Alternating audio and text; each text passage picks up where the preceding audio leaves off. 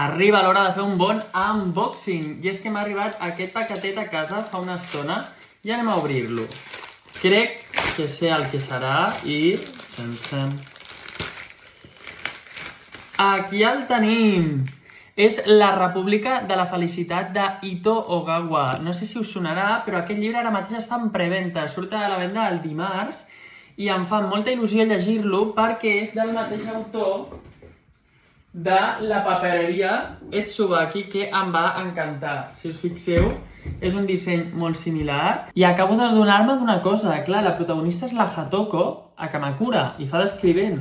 I a La papereria Etsubaki, la protagonista també era la Hatoko. És a dir, que pot ser que aquesta sigui una segona part. Aquí no ho veig especificat al 100%, però jo crec que sí.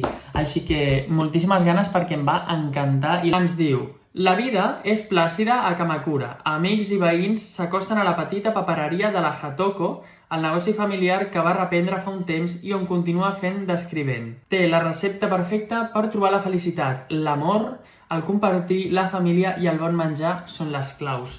En tinc moltes ganes i ja veurem, us comentaré què em sembla aquesta superlectura. Només em queda donar les gràcies a l'editorial Navona per confiar en mi i per enviar-me'l. Així que ja sabeu, pendents, i quan surti el comentem.